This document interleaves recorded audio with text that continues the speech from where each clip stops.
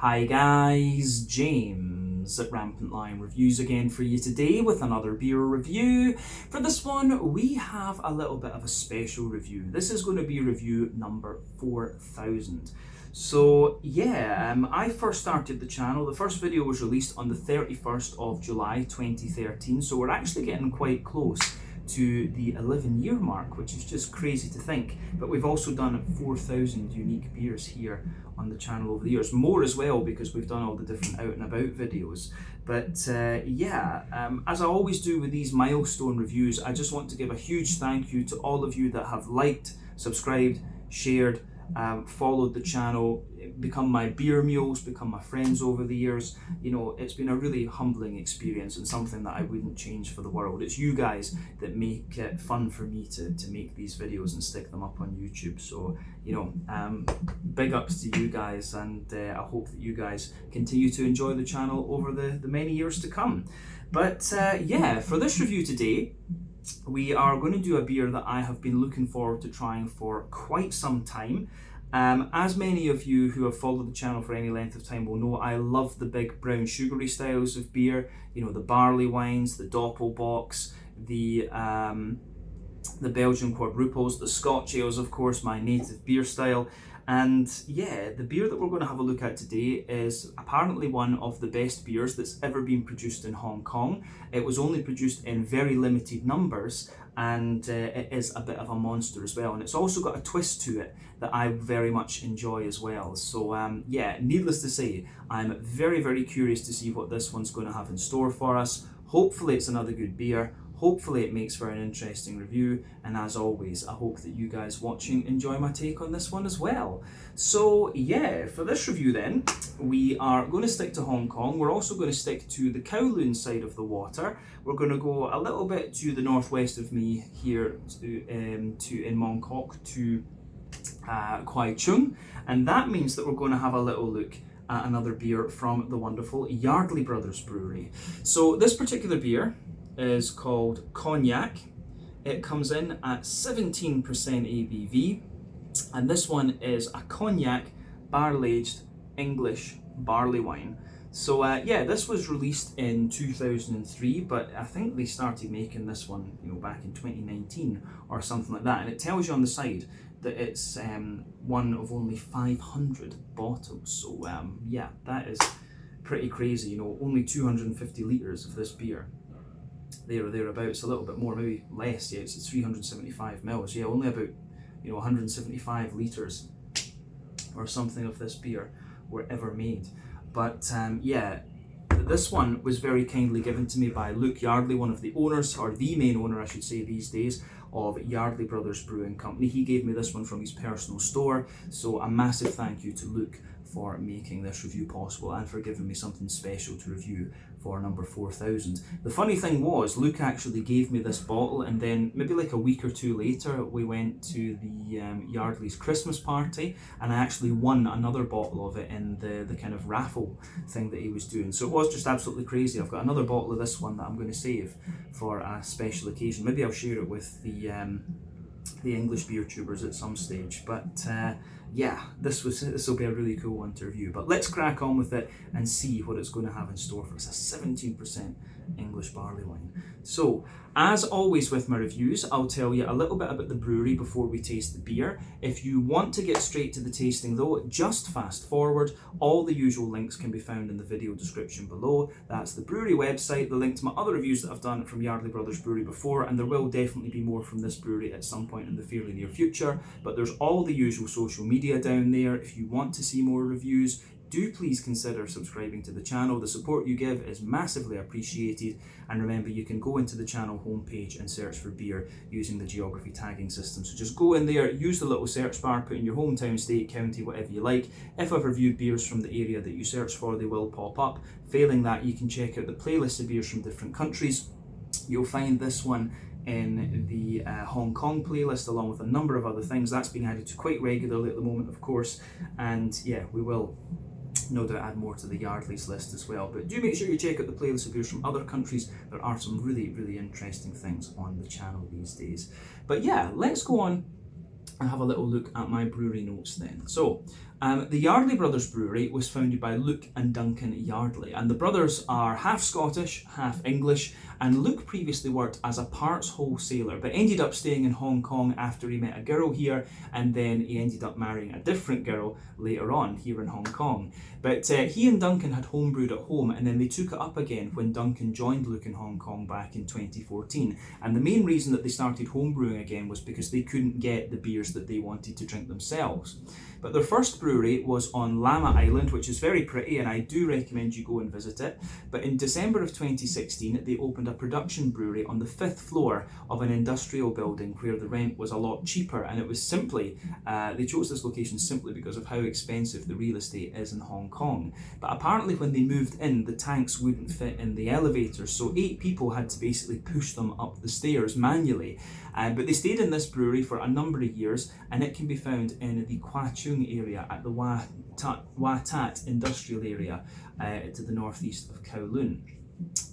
These days they've got the Beer Shack out on Llama Island and a tap room in Central, which I recommend you go and check both of them out because they are really nice venues. But in the last few years they've been developing a barrel program, which they started back in 2018, and quite recently last year in 2023 they moved to a new and larger brewery, but still in Chung to the northwest of the main part of Kowloon here in Hong Kong. But as of March 2024, when I'm filming this review for you, these guys have produced 160 different kinds of beer of all different styles. And yeah, probably my favourite beer that these guys do, or the two favourite ones, are probably the Voss Boss, which is a kind of New England hazy IPA using the Norwegian farmhouse yeast, but also Hong Kong Bastard has been very, very solid recently. The big sort of 7.8% double IPA, the recent batches of that have been really, really good actually. But yeah, that is everything I can really tell you about Yardley Brothers Brewery. The only other thing I can think to add is that they might have, I think they held the record for the strongest beer in Asia once upon a time with a beer that was called the Beast, which was a freeze distilled IPA. I don't know if they will ever reproduce that, but it would be interesting if they did. But yeah, really interesting brewery, very nice people behind it. So yeah, just if you get the chance to try some of the Yardley Brothers beers, I highly recommend that you do. But yeah, if you want to learn more about these guys, you can check out the brewery website, you can follow them on Facebook and Instagram to keep up to date with all the latest goings on, and you can check out the Rate Beer, Untappd and Beer Advocate pages to learn a little bit more about all of the different beers that these guys have done. So yeah, let's go on and actually have a little look at the beer itself. So as you can see, this one is sweating a little bit because it's pretty warm here in Hong Kong at the moment, even though we're only at the end of March. But there you can see barrel aged barley wine, 17% ABV. It tells you a little bit about it on the side here, so I'll just let you zoom in on that and I'll read it to you as well. But yeah, it says, aged for 3 years in a single cognac barrel, this barley wine has become closer to a spirit than a traditional beer. At a massive, it's 17%. It has a substantial nose of cognac and caramel with tasting notes of raisin, oak, vanilla and sherry. Smooth and viscous with a long-lasting and complex palate. Best served and stored at room temperature. So yeah, I put this one in the fridge a wee bit. I do like them to have just a wee bit of cool to them. That's just my personal preference, but yeah, it's good. You can see the lovely wax top on this as well, and I'll just let you see. I'll bring that in. You can see the, is it actually going to focus? I don't know. You can see that it does have this lovely wax top to it. I think the camera's struggling to focus on that. There you go. This light behind me is a bit annoying. I've been trying to get a curtain for that, but yeah, can't find the right size pole for that window. It's just an annoying size. But yeah, I've cut a little line around it, so let me just see if I can get this off with the regular pull. I'm getting the wax top off. Yes, got it. There we go. That came off fairly cleanly. A little bit of smoke on the opening there, and we'll get it out and into the glass. But yeah, managed to cut that fairly cleanly. I bought myself one of these for opening the wax top stuff, the Victorinox knives. Awesome things. Yeah, this is a bit annoying. I need to sort out that thing, but still, who cares? For the moment, we're focused on the beer.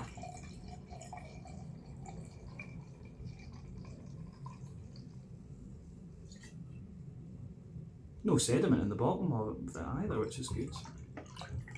And there you are. Oh, yeah, this looks absolutely lovely. So, there you are, the beer is out and into the glass. So we'll let it air out a little bit, just because that's what you should do with beers like this. You know, the big boozy ones, you do want them to get a little bit of air into them and to open up. But yeah, in the meantime, you can see that this beer, it's actually poured. It's quite an interesting colour, this one. It's poured a very sort of murky, almost like, you know, very slightly stained mahogany colour. Just shine the light through that there. You can see it's got this very kind of murky, stained mahogany type colour to it. But not the darkest of stained mahoganies, I would say. Actually kind of quite light in a sense, almost like an acorn brown maybe is a good way to describe this one. But yeah, not much in the way of visible carbonation.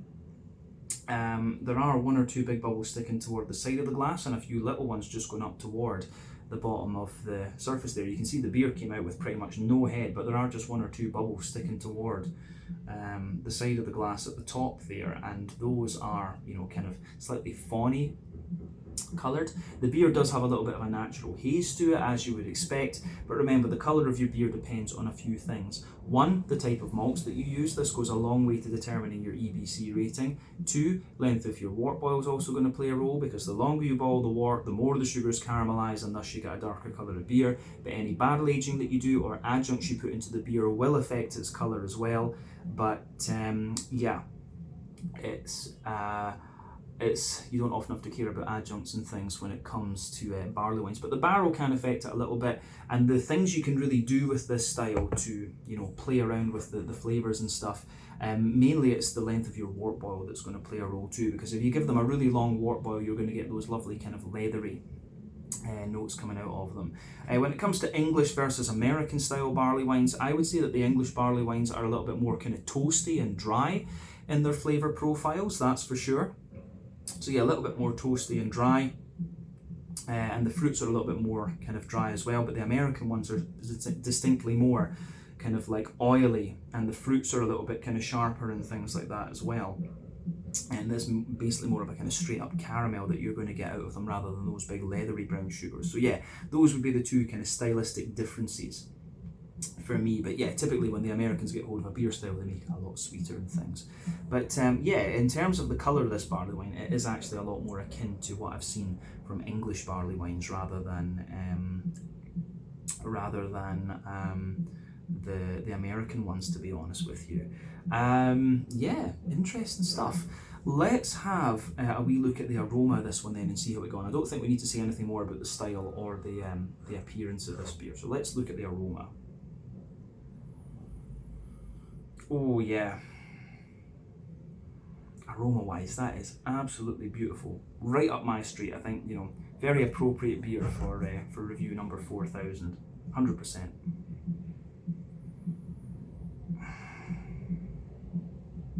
Yeah, I could sit and smell this all day. It's awesome. It's just like a big, boozy, brown, sugary, woody, nutty monster of a thing. It's just, this is going to be special. This is going to be very, very special. But let's try and break the aroma down first so we can actually taste the thing.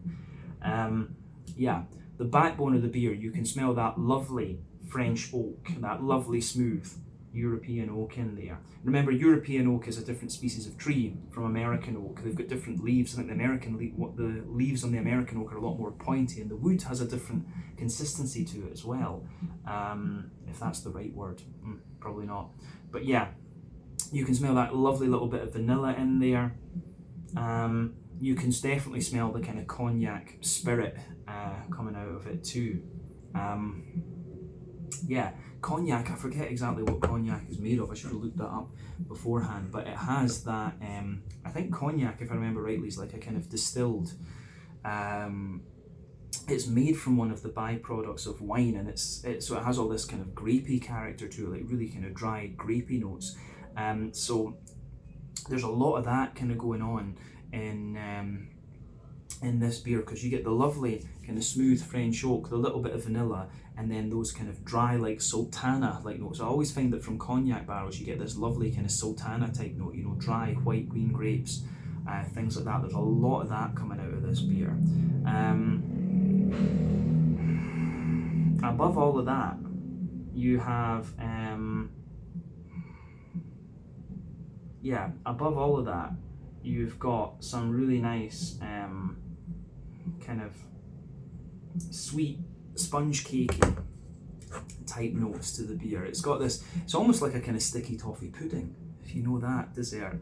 It's almost like that, so it's like a kind of brandy, sherry soaked, like vanilla sponge cake. It's almost kind of like that. It's got a little bit of that kind of, you know, apricot, you know, it's almost like it's got a bit of a dried apricot-y type quality to it as well, which is really interesting. Yeah, the way that that all goes together in the malty side of things is really interesting. Now, the beer, you can smell the booze off this, I will say that too. But yeah, on the malty side of things, it doesn't smell as if this beer has had too much of, it doesn't smell as if this beer has had too long a wort boil, to be honest with you. I'd be very curious to see the brew sheet of the original beer actually, but it doesn't have such a massive leathery note to it as you might expect from a long boil barley wine, but certainly you do get a little bit of that. There's a huge amount of like butterscotch, butter candy to this one. Straight up sweet caramel. I'm not getting that more kind of treacly molasses note out of this beer. It's a little bit more like fudgy, actually. It's a little bit more like that. There are little hints of like, you know, like almonds and pecans and different kinds of nuts in there as well. So yeah, I'm just worried I'm going to drop this. My hand was in the wrong place. So yeah, the aroma of this, the malty side of things, is just beautiful. It really is very, very nice. Yeah, aroma wise, this is just beautiful, right up my street. Yeah, I think we've said everything we need about the malty side of it, to be honest with you, in the barrel. On the hoppy side of things, now, barley wines, remember, they are basically the big brothers of double IPAs. And this one's been aged in barrels for 3 years, so it will have lost quite a little bit of its hoppy character, but you still get a little bit of it. There's a wee bit of an earthiness in there, there's a little bit of a floral note as well, and you have some really nice kind of grassiness still there. Obviously, the longer you keep this beer, the more those flavours are going to drop out of it. And the aromas as well, I should say. We're talking about aroma just now. But yeah, it certainly still has some of those nice kind of hoppy characteristics coming out of it. For sure, there's still a bit of green component to this beer, no question. Be curious to know what hop they've used in it. I would guess it would be Bramling's Cross or At a Push Northern Brewer from Germany, but Bramling's Cross is the Bramling's Cross is a very popular hop to use in this. This actually reminds me, is it Thomas Hardy it's called? That famous barley wine. It actually really reminds me of that, so I wonder if that's maybe what has inspired Luke with this beer. I'd be very curious to know. But yeah, the way that this pieces together is really, really nice. On the fruity side of things, it's kind of what you'd expect. I mean, you've got a lot of sultana in there, there's dates, sultanas, dates, a lot of like dried pear, dried apricot as well. There is a little bit of an almost like blackcurranty and slightly figgy note to this one as well. These are all things that you would expect of this style, of course. But yeah, I could sit and smell this thing all day. It's just, you know, it is absolutely lovely. Yeah, aroma-wise, this thing is pretty damn special actually. So as I always say, take a bit of time to just enjoy the aroma of the beer before you get stuck into it. So yeah, this is awesome. This is absolutely awesome. So yeah, let's crack on with this one and actually have a taste of it. As I always say though, take a bit of time to enjoy the aroma of the beer before you get stuck into it. But yeah, this is review number 4000, the Cognac, 17% Cognac barrel aged barley wine from the wonderful Yardley Brothers Brewery in Kwai Chung here in Hong Kong. Huge thank you to Luke for giving me this bottle to do a special review for you guys. And again, thank you for your support over the last nearly 11 years. Slàinte, skål, cheers, gambe.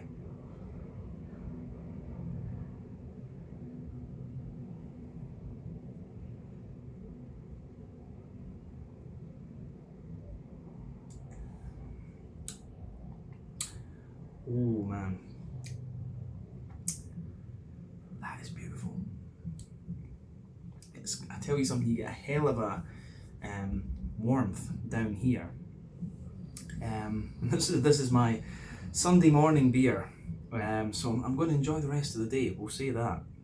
I really wanted to film this one with a clean palette so that I could really get everything that's coming, get everything out of it properly, but it is just awesome. It really is very, very nice.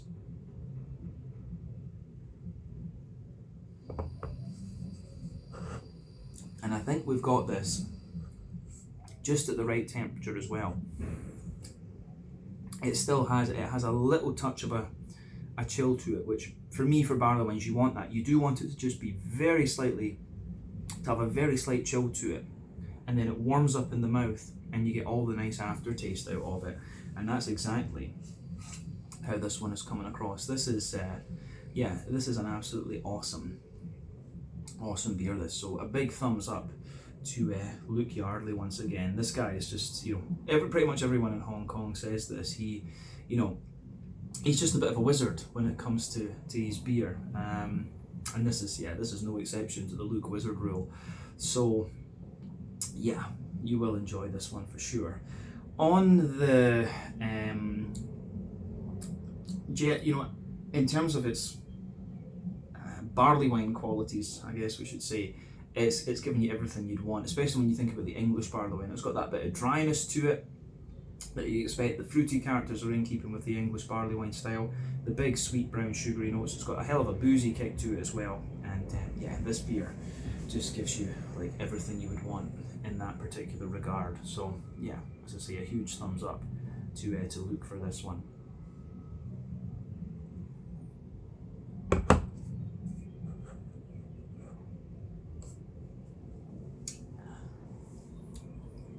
So yeah, let's just break this beer down then and describe it a bit more in depth for you, as we always do. So the backbone of the beer is of course that lovely, smooth French oaky character. And the thing with this is the booze is actually giving this beer just a little bit of spice, I think, which is kind of interesting. It has got a little bit of that boozy bite to it. But yeah, that's lingering into the aftertaste a wee bit. But yeah, you've got that lovely smooth that lovely smooth French oaky character forming the backbone of the beer. As you move further forward on that middle third of your palate, you get that little bit of vanilla in there too. And then above that, of course, you get the kind of spirit layer. And I think the spirit layer is actually giving you a wee touch of that kind of boozy bite as well, which is really nice. But yeah, you can feel the kind of dry white green grapey notes of the cognac just sitting in there, which is interesting.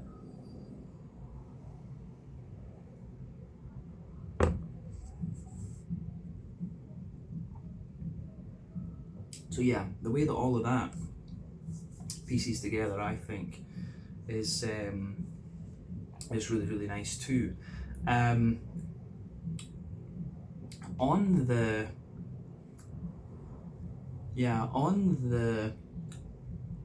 actual malty side of the beer, and the malt of course sits above the spirit layer, and the first layer you get, it's like the edge of a kind of sponge cake, that kind of more crusty edge that you get of like a sponge cake. And then the sponge cakey character, it's like, it does have a wee bit of breadiness to it as well, but as I say, I would say it's more like a slightly denser sponge cakey character, like a vanilla sponge or something that's been soaked in like brandy or cognac or sherry or something like that. So you've got this like it's got a kind of flavour of like dried apricot and sultanas and stuff all the way through it, the kind of bready sponge cakey character, but you can feel that layer in there, and it's got a good bit of density to it as well.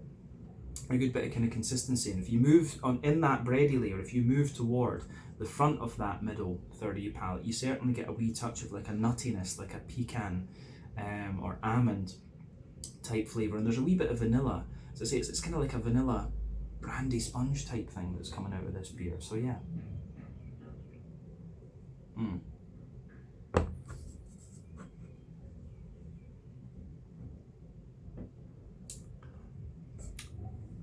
So yeah, the way that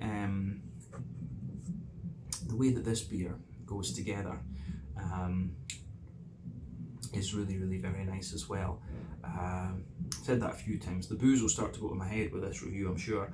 But yeah, above that kind of sponge cakey layer, you start to get the brown sugary notes out of this one. And yeah, so above that kind of sponge cakey layer that I've just described for you, you get the brown sugar. So the brown sugar for me, it does have a degree of leatheriness to it. So yeah, above that you can feel that nice kind of leathery note for sure. But not too leathery, actually. I don't feel that this beer has had such a long wort boil. Maybe you could have done with a slightly longer wort boil, actually. That probably would have brought out a little bit more of the kind of woodiness and things, and a little bit more of the spirit too, actually. Although as it is, it's still very, very nice. But yeah, you've got that lovely leathery kind of brown sugary type character above the cakey layer, and then you've got this big like oily circle right in the middle of your palate there, and that's where the kind of concentration of the booze and everything is. So in the dead centre of your palate, you might be forgiven for thinking there is a wee bit of like a straight up treacle molasses sort of thing in there, and as I say, that's the boozy side of the alcohol and the boozy side of the brown sugars. As you move further out from that, you start to get a lot of like Werther's Original, butter candy, butterscotch, almost a little bit of a slightly drier like vanilla fudge as well.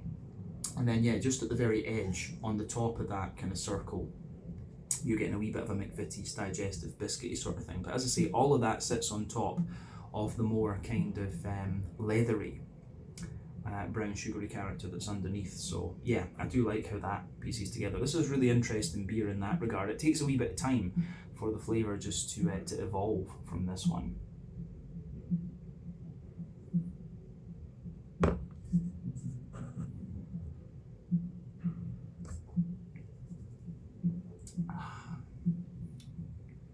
So yeah, the way that pieces together, I think, is really, really nice. Yeah, it's awesome stuff. But I think we've covered the middle third of the palate in this one quite well. And that, of course, is where the majority of the complexity of this beer actually lies. So let's have a wee look at the back third of your palate then. As I often say, sweeter flavours come out further forward on the palate, more dry and bitter flavours come out further back, and quite often the back third of your palate is going to give you similar flavours to the middle third, just at different intensities. So the border region between middle and back third of your palate, you get a nice little bit of you do get that kind of vanilla sponge cakey character in the middle, and then it's got the kind of crusty character around the edge. But the back, on the back third of your palate, the base of that is absolutely the more kind of dry French oak for sure.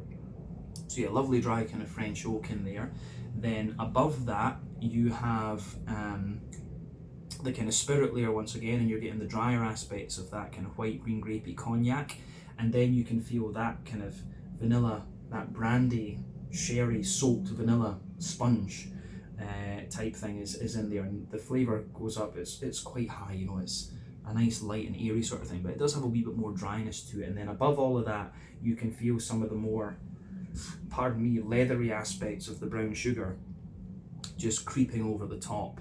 So yeah, the way everything pieces together in this beer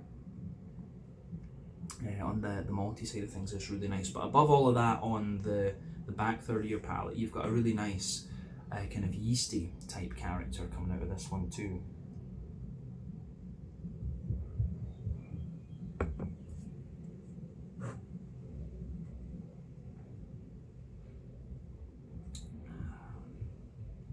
So yeah, the yeasty side of this one is quite interesting. So for me, the yeasty side of the beer, it has this really like sweet, almost fudgy, caramelly type centre to it. So yeah, lovely fudgy kind of caramelly type centre in there. And as you move further out from that, it's got a little bit of like a wholemeal brown bready type note to it, and then on the edge you've got a little bit of like a bread crusty sort of thing. It's got a little bit of a woody, crackery type note within the bread as well. And then definitely on the back third of your palate you can feel the flavour is taller. Then as you move further forward into the middle third of your tongue, it just kind of condenses down and squashes together that little bit more. But yeah, the way everything goes together in this one, I think, is really very, very nice. So yeah, awesome stuff, really, really nice. Let's focus on the hoppy side of the beer then and the fruity side of things. Like I said, this beer, as it stands, it still has a little bit of hoppy character in it, even though it's been barrel aged for like 3 years. I think it still has that little bit of hoppiness to it. So in the back corners of your palate, there's definitely a wee bit of earthiness there, and as you come further forward, the earthiness does spread forward a little bit. There's a wee touch of a herbal quality as well, and as you push further forward toward the front corners of your palate, it gives you a wee bit more of a kind of floral, aromatic, spicy sort of thing. So yeah, I do like how that pieces together.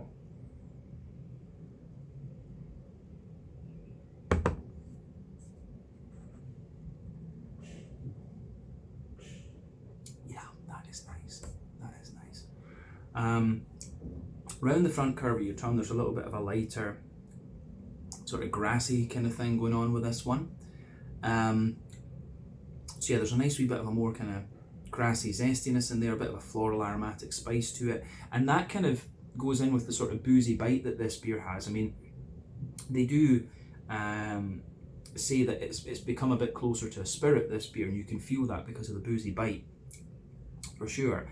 But yeah, it still has that big kind of sweet barley wine note, particularly into the aftertaste. But yeah, maybe I do still think with this, it probably would have been a bit more beer-like with just a slightly longer wort boil. I think that probably would have kind of smoothened the whole thing out just a little bit more. Like a slightly longer wort boil, I think, would have given this beer just that slightly more kind of big chewiness, actually, which could have been an interesting experiment. But as I say, as it stands, it is still really, really nice. Yeah, so let's focus on that front third of your palate then. The border region between front third and middle third of your palate, you've got a nice little bit of the kind of bready, cakey build up in there, so you can feel that nice kind of vanilla, nutty, it's got a bit more of a nutty character to it in that border region there, but you've got a nutty vanilla kind of spongy character in there. The base of that front third of your palate is more like you've got the barrel, the kind of sweeter side of the barrel with a wee bit more vanilla. Then you've got the spirit, which feels a bit more fruity, like, you know, sultana, grapey like, and then you've got a bit of the kind of sponge cakey type thing, and a wee bit of the brown sugar, the drier brown sugar above that. Then you get that nice oily bubble where the juicy fruity esters just roll their way out of the beer. So let's focus on the fruity estery side of the beer.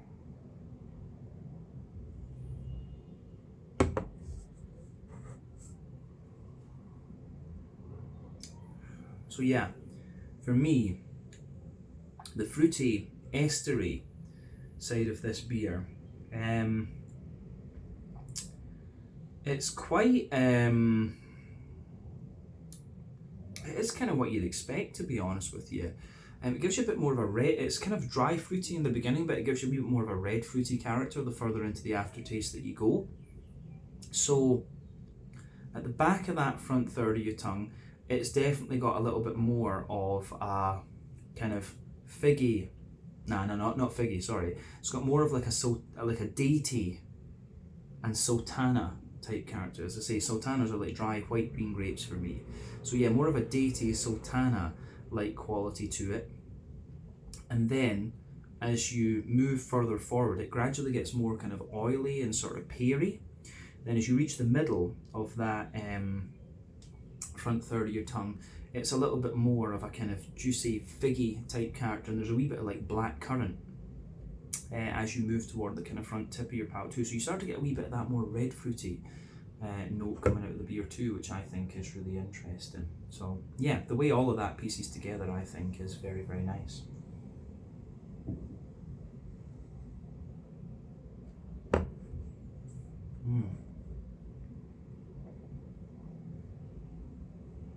Yeah, this is lovely. As I say, the fruity side of the beer, the more that you drink of it, the more you get the brown sugary note, the more you get of the fruitiness, but you still have that big boozy note down there, which is what makes it feel like a spirit. So yeah, this is pretty crazy, this one, but it's a big thumbs up from me. Yeah, I think we've said everything we need to about the flavour of this one. As I say, it is a proper old school English barley wine because of the kind of toastiness and the more dry fruity characters that it has, but it certainly has a little bit of that boozier bite to it for sure. As I say, a bit more of a kind of spirit sort of thing. If it were to be done again, I would give it a slightly longer wort boil to give it a bit more of a kind of chewiness, and that might take away a little bit of the boozy bite that it has.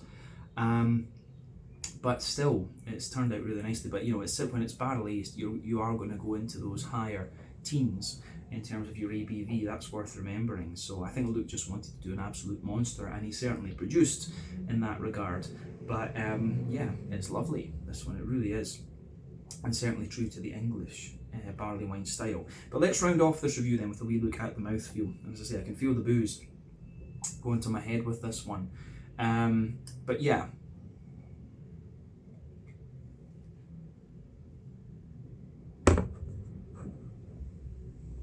So for me, the mouthfeel of this beer, it's kind of bottom end of full bodied for me. And whenever you barrel age something, of course, you are going to sacrifice a bit of the mouthfeel. That kind of goes without saying. So yeah, I'd say like bottom end of full bodied, maybe mid-range full bodied for me. Carbonation is very smooth in this one. It feels kind of quite clean as well, but there's a good bit of oiliness to the mouthfeel, which is something kind of inherent with the barley wine as a style. As I said, the beer has a good little bit of boozy bite to it. It really, you know, they say that on the bottle though, it resembles a spirit in a sense, and you can certainly see that. But the backbone of the beer, the malty side of things, you've got the barrel underneath, which gives you a good little bit of dryness. You've got the malty side, which has a bit of, you know, dry, you know, dry sweetness, I think we could call it. So yeah, you've got that nice kind of dry sweetness in there. You've got the kind of drier, more leathery brown sugars above that. Then the sweeter sort of, you know, the more dry, leathery brown sugars kind of sitting on top of everything else as well. The more oily sugars on the top too.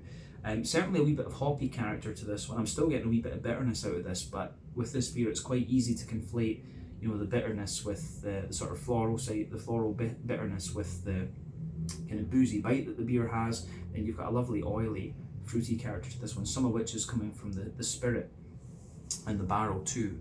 So all in all, it's a very interesting beer, this one, and certainly something that I wouldn't hesitate to have a taste of again. But I do wonder, I've got another bottle of this here, I might save that for a couple of years and see how it mellows out. It might be even more boozy, but yeah, I think a slightly longer wort boil might have served this beer very well. But as it stands, it is still very nice, but quite spirit-like. Just be aware of that if you're going to open this one up. It has got a good bit of boozy bite to it.